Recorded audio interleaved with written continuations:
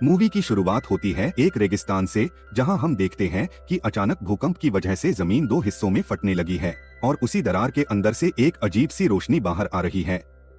फिर हमें उसी रेगिस्तान में थोड़ी ही दूरी पर एक रिसोर्ट दिखाया जाता है। यहाँ पर ताला और अब्राहम नाम के इस कपल की शादी हो रही थी। इस शादी में बहुत सारे मेहमान भी आए हुए थे और उन्हीं में से एक नाइल्स भी था। दरअसल नाइल्स यहाँ पर बिन बुलाया मेहमान था। उसकी गर्लफ्रेंड मिस्टी, जो ताला की बेस्ट फ्रेंड थी, उसे जबरदस्ती यहाँ लेकर आई थी। शादी में हर कोई ताला और अब्राहम के लिए खुश था, सिवाय एक लड़की के जिसका नाम था सारा। सारा ताला की ही बड़ी बहन थी जिसका हाल ही में डिवोर्स हो चुका था और शायद यही कारण था कि वो यहाँ आकर अनकंफर्टेबल फील कर रही थी।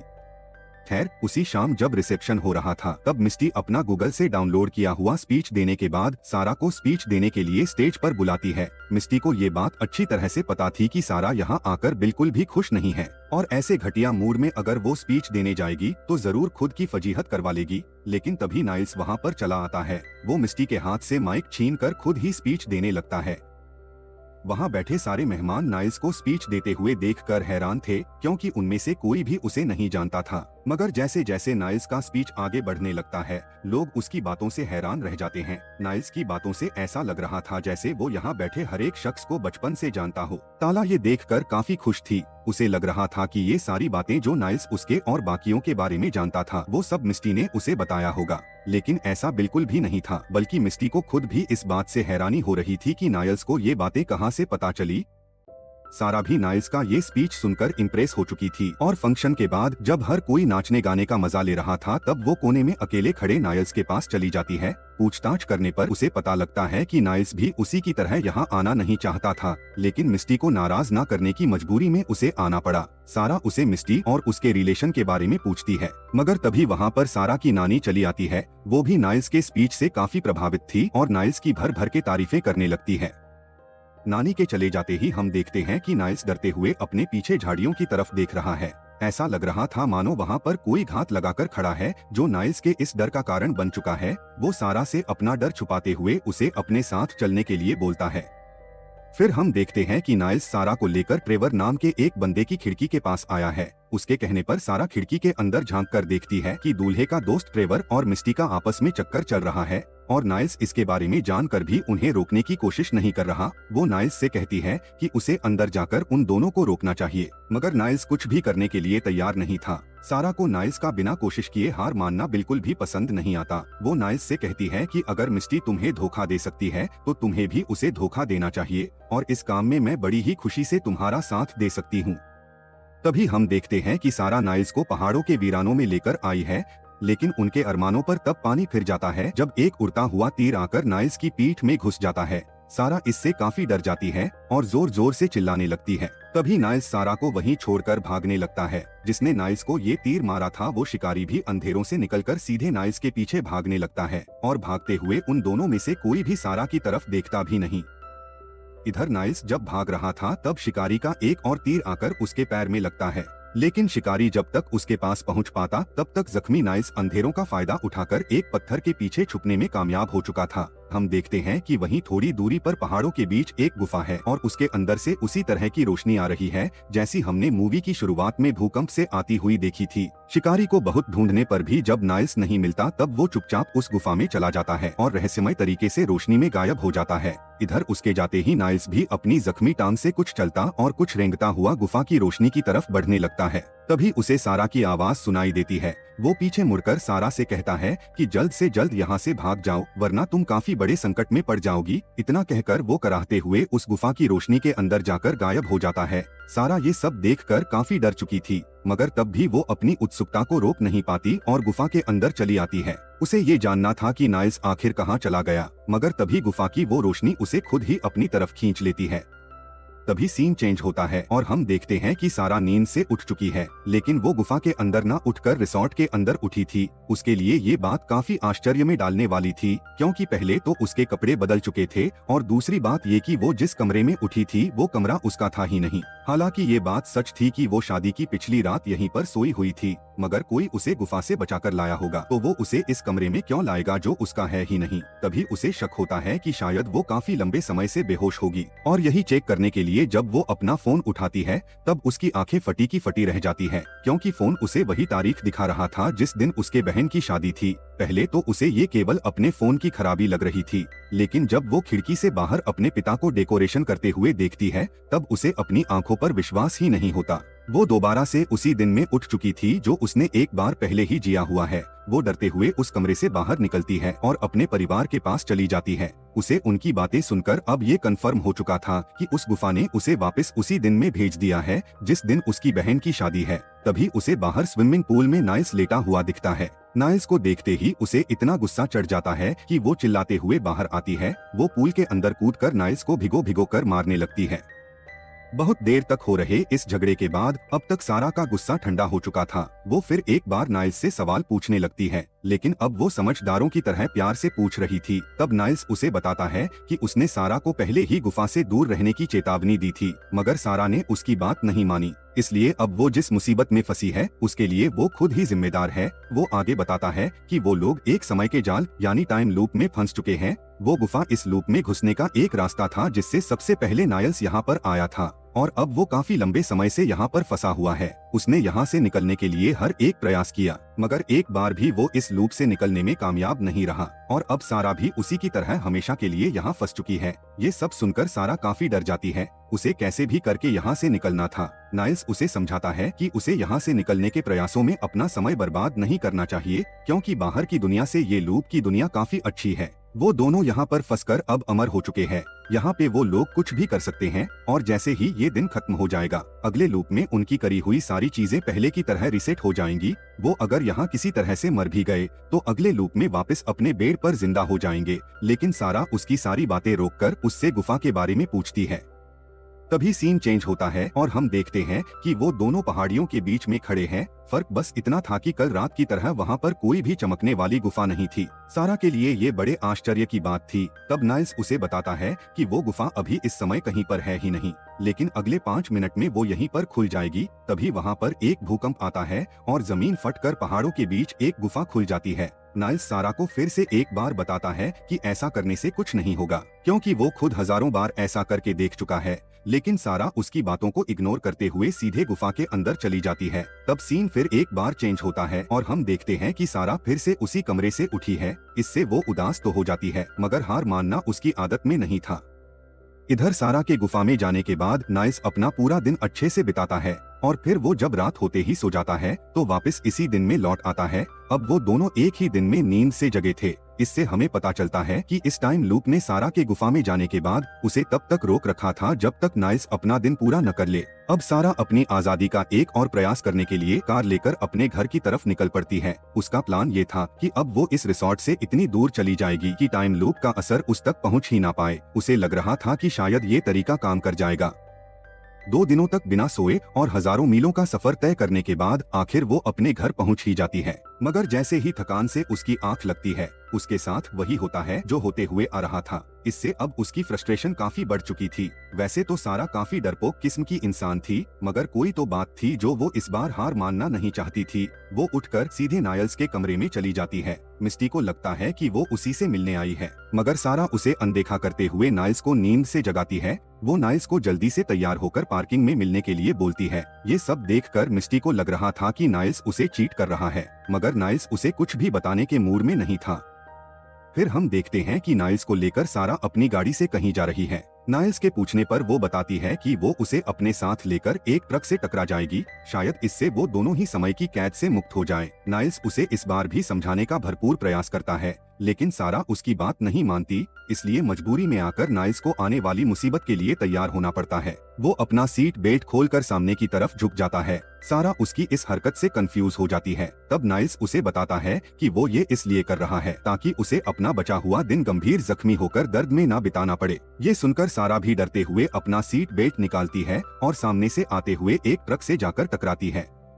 मगर इस प्रयास का भी कोई फायदा नहीं था और वही दिन फिर से रीसेट हो जाता है। सारा अब और भी टेंशन में थी, मगर ऐसा कुछ भी उसे सूझ नहीं रहा था जो वो कर सके। दूसरी तरफ नाइल्स यहाँ पर बरसों बिता चुका था और एक ही दिन को बार बार जीने की उसे आदत पड़ चुकी थी। वो अपने आप को ऐसी चीजों में बिजी रखता जो उसे अपने अतीत और भविष्य की कल्पनाओं से दूर रखे। वो हर रोज एक नए शख्स से दोस्ती करता था और उसके दुख दर्द जानने की कोशिश करता था, जिससे उसे इस लूप से बाहर की दुनिया से नफरत होने लगे। और बरसों से इस लूप में फंसे होने के कारण अब वो रिसोर्ट के आसपास रहने वाले हर एक व्यक्ति को बहुत ही अच्छी तरह से जानता था। लेकिन उल्टा वो लोग दिन रिसेट होते ही नाइल्स के बारे में भूल जाया करते। तभी सारा को नाइल्स के हाथ में एक डांट देखकर वो शिकारी याद आता है जो नाइल्स के पीछे पड़ा हुआ था। सारा का सवाल सुनकर नाइल्स काफी नाराज हो जाता है, लेकिन तब भी वो सारा को एक कहानी सुनाने लगता है।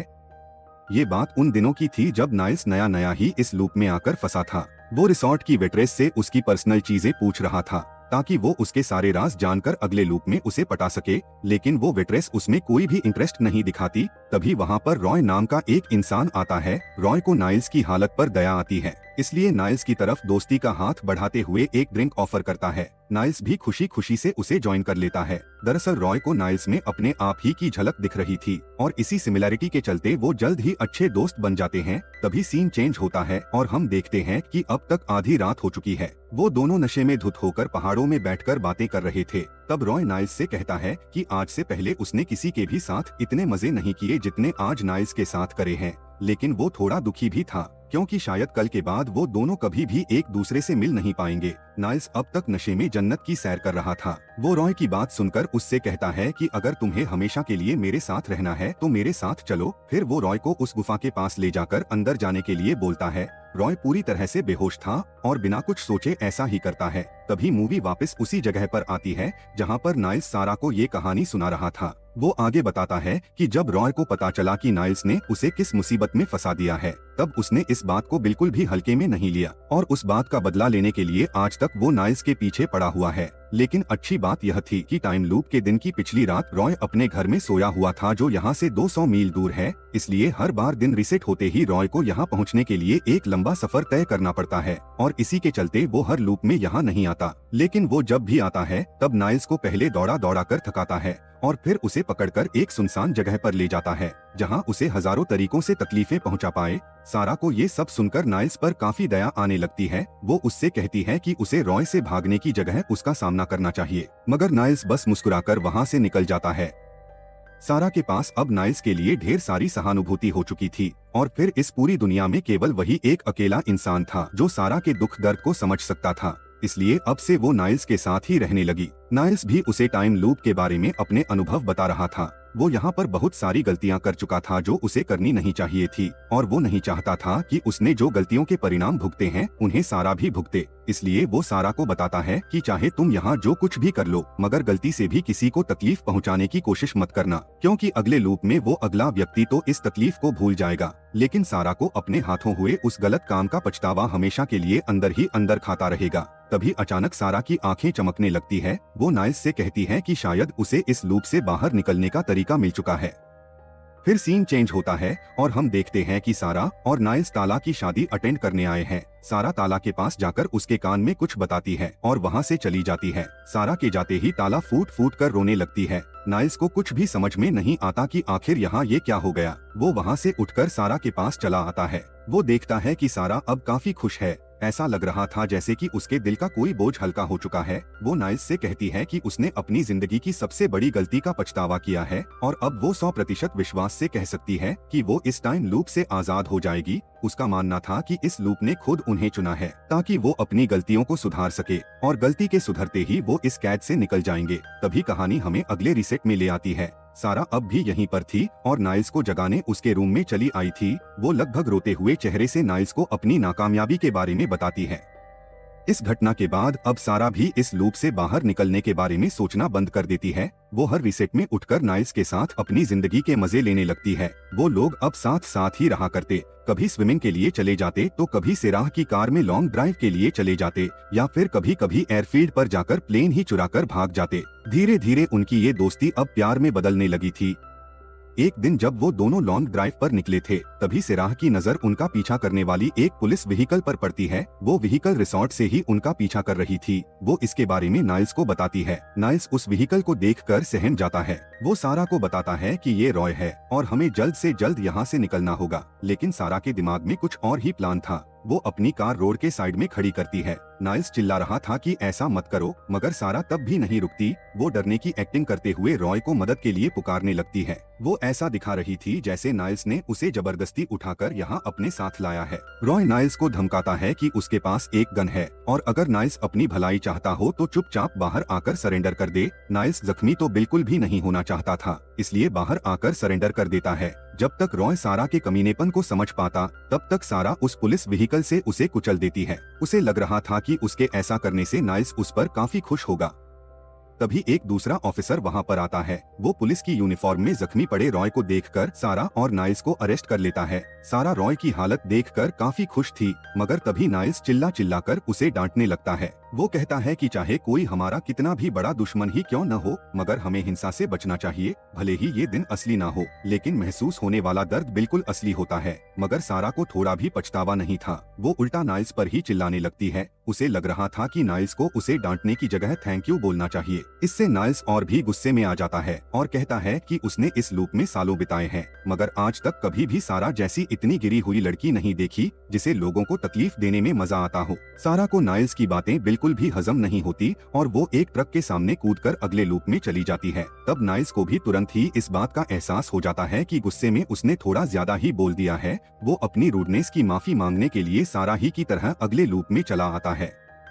वो सारा से मिलने के लिए उसका रूम ढूंढ रहा था, मगर सारा की माँ से उसे पता चलता है कि सारा पिछली रात यानी शादी के दिन की पिछली रात से ही गायब थी। इसका मतलब यह था कि हर बार दिन रिसेट होते ही सारा कहीं दूसरी जगह से उठती थी। नाइल्स उसे हर जगह ढूंढता है, लेकिन वो उसे कहीं पर भी नहीं मिलती। ऐसे ही सारा को ढूंढने में नाइल्स के दिन बीत रहे थे। तभी एक रात जब वो अब्राहम के रूम में लड़कों के साथ चिल कर रहा था, उसे अब्राहम के बिस्तर से सारा के परफ्यूम की खुशबू आती है और वो सब कुछ समझ जाता है। असल में सारा अपनी बहन ताला की शादी की एक रात पहले अब्राहम के साथ सोई थी। उसने ये ताला के प्रति अपनी जलन की वजह से किया था, मगर अब टाइम लूप में फंसने की वजह से उसे हर दिन उसी बेड से उठना पड़ रहा था। अब उसे इस बात का काफी पछतावा होता होगा और शायद इसी वजह से वो इस लूप से बाहर निकलने के लिए तड़प रही थी, ताकि अपने किए हुए गुनाहों से पीछा छुड़ा सके। नाइल्स एक पल में ही सारा के सारे राज जान चुका था, मगर तब भी सारा के प्यार में इतना अंधा हो चुका था कि उसकी हर एक गलती उसे मामूली लगने लगी थी। वो तुरंत ही अगले लूप में चला जाता है और नींद से उठकर अब्राहम के कमरे में आता है, मगर यहाँ भी उसे सारा नहीं मिलती। दरअसल सारा यहीं पर सोई थी, मगर नाइल्स से 3 घंटे पहले ही नींद से उठा करती थी और उठते ही सीधे रिसोर्ट से निकलकर शहर की लाइब्रेरी में चली जाती। उसका इस समय की कैद में दम घुट रहा था और वो किसी भी तरह यहाँ से बाहर निकलना चाहती थी। इसके लिए उसने फिजिक्स से रिलेटेड सारी किताबें चाट डाली थी। वो इंटरनेट के जरिए दुनिया के बेहतरीन फिजिसिस्ट से बातें भी किया करती, जिससे उसे यहाँ से निकलने का रास्ता मिल सके। ऐसे ही इस कैद में लगभग 500 दिन बीत जाते हैं। नाइल्स अब तक भी सारा को ढूंढने में कामयाब नहीं हुआ था और इसी वजह से सारा की यादों में शराबी बन चुका था। वो सारा से बिछड़ने का जिम्मेदार अपने आप ही को माना करता था। ऐसे ही एक दिन शराब पीकर वो रॉय को ढूंढने निकल पड़ता है, ताकि रॉय उसे देखते ही पकड़कर उसे तकलीफ पहुंचा सके। लेकिन जब वो रॉय के घर पहुंचता है तो रॉय उसे तकलीफ पहुंचाने की जगह अपने घर के अंदर बुला लेता है। नाइल्स को ये मेहमान नवाजी देखकर आश्चर्य हो रहा था। रॉय उसे बताता है कि उस दिन जब सारा ने उसके ऊपर गाड़ी चढ़ाई थी, तब वो बेहद ही बुरी तरह से जख्मी हो गया था, लेकिन फिर भी जिंदा होने के कारण उसका दिन रिसेट नहीं हुआ। जब अस्पताल ले जाया जा रहा था, तब उसे इस बात का एहसास हुआ कि जख्म कितने दर्दनाक होते हैं और तभी से उसने ये ठान लिया है कि वो दोबारा कभी भी नाइल्स को तकलीफ नहीं पहुंचाएगा। रॉय का परिवर्तन देखकर नाइल्स खुश होने की जगह अब और भी ज्यादा दुखी था। अब तक उसका सारा नशा भी उतर चुका था। तभी कहानी हमें कुछ और लूप आगे ले जाती है। हम देखते हैं कि नाइल्स अभी अभी अपनी नींद से उठा था, अपने सामने बैठी सारा को देखकर जैसे उसके मरे हुए जीवन में बाहर आ चुकी थी, मगर इससे पहले कि सारा दोबारा चली जाए, नाइल्स तुरंत ही अपने किए के लिए उससे माफी मांगने लगता है। तब सारा उसे बताती है कि इन लूप की बातों को वो यहीं पर छोड़कर जाना चाहती है, क्योंकि उसे उस लूप से बाहर निकलने का तरीका पता चल चुका है। फिर वो नाइल्स को वो सब कुछ बताने लगती है जो उसने इन पिछले दिनों में किया था। उसकी फिजिक्स से जुड़ी ये बातें नाइल्स के सर के ऊपर से जा रही थी, मगर तब भी वो उसकी हाँ में हाँ मिला रहा था। मगर जब सारा उसे अपने साथ इस लूप से बाहर चलने के लिए बोलती है, तब नाइल्स उसे अपने कुछ राज सुनाने लगता है। वो सारा को बताता है कि अगर सारे लूप्स को मिलाकर देखा जाए तो वो कम से कम पिछले 200 साल से भी ज्यादा समय से यहाँ पर फंसा हुआ है, और दूसरी तरफ सारा ने यहाँ पर केवल 1.5-2 साल ही बिताए होंगे। सारा को अभी तक इस लूप के बाहर की हर एक चीज याद है, लेकिन जैसे जैसे समय बीतता जाएगा वो धीरे धीरे चीजों को भूलना शुरू कर देगी, जैसे कि नाइल्स भूल चुका है। नाइल्स इतने लंबे समय से यहाँ होने के कारण अपने परिवार, अपने दोस्त, अपना काम और यहाँ तक कि अपना पूरा नाम तक भूल चुका है, और अब अगर वो चाहे तब भी इस लूप से बाहर की दुनिया में सरवाइव नहीं कर पाएगा। ये सुनने के बाद सारा काफी आश्चर्य में पड़ जाती है और नाइल्स को मनाने की कोशिश त्याग देती है। तभी सीन दोबारा चेंज हो जाता है और हम देखते हैं कि शाम हो चुकी है। सारा अकेली रिसोर्ट के गार्डन में किसी से फोन पर बात करते हुए खड़ी थी, लेकिन तभी उसकी नानी वहाँ पर चली आती है। वो सारा से कहती है कि तुमने जो यहाँ से निकलने का डिसीजन लिया है वो शायद तुम्हारी पूरी जिंदगी का इकलौता सही फैसला होगा। मैंने भी कई बार तुम्हारी तरह यहाँ से निकलने का फैसला किया था, मगर जिंदगी का लालच और बाहर की दुनिया में मौत का डर मुझे ऐसा करने से रोक देता है। ये सुनने के बाद अब सारा के होश उड़ चुके थे। वो कुछ सोच समझ पाती इससे पहले ही उसकी नानी उसे गुड लक बोलकर चली जाती है। इधर दूसरी तरफ नाइल्स सारा को दोबारा खोने के गम में शराब पी रहा था। तभी हम देखते हैं कि उसे हर जगह सिर्फ सारा ही नजर आने लगती है। तब उसे इस बात का एहसास हो जाता है कि वो सारा के बिना जिंदा नहीं रह पाएगा, और अगर उसने ये बात सारा को नहीं बताई तो उसे हमेशा के लिए पछताना पड़ सकता है। इसलिए वो जल्दी से उसी बार में बैठे एक गुंडे की कार चुराकर रहस्यमयी गुफा की तरफ निकल पड़ता है। इधर हम देखते हैं कि सारा रहस्यमयी गुफा के पास खड़ी है और उसने अपने शरीर पर विस्फोटक बांध रखे हैं। उसका ये प्लान था कि वो उस रहस्यमयी गुफा के अंदर घुसते ही फट जाएगी। इससे वो इस गुफा की दूसरी तरफ पहुंच पाएगी, जहां उसे दोबारा कभी भी इस दिन में उठना नहीं पड़ेगा। लेकिन तभी नाइल्स वहां पर पहुंचता है। वो सारा को अपने दिल की बात बताता है और कहता है कि वो उसे जिंदगी भर के लिए अपना बनाना चाहता है। सारा ये सुनकर काफी इमोशनल हो जाती है, क्योंकि नाइल्स से पहले उसे आज तक किसी ने भी इतना स्पेशल महसूस नहीं कराया था। तब वो दोनों गुफा के अंदर चले जाते हैं और एक दूसरे को किस करते हुए अपने आप को उड़ा लेते हैं, और इसी के साथ चारों ओर रोशनी हो जाती है। रोशनी के हटते ही हम देखते हैं कि ये अब भी ताला की शादी की रात है। रॉय यहाँ पर शादी अटेंड करने के लिए आया हुआ था और वो सीधा नाइल्स के पास चला जाता है। वो नाइल्स से कहता है कि पिछले रीसेट में उसे सारा का फोन आया था। सारा ने उसे भी उस फिजिक्स की थ्योरी के बारे में बताया था जो उन लोगों को यहाँ से निकाल सकती है, और वो इसीलिए यहाँ आया था ताकि वो तीनों मिलकर उस थ्योरी को टेस्ट करके देखे। लेकिन बदले में नाइल्स उसे पहचानने से ही इनकार कर देता है, और तभी रॉय के चेहरे पर एक बहुत बड़ी खुशी के साथ ये मूवी यहीं पर खत्म हो जाती है।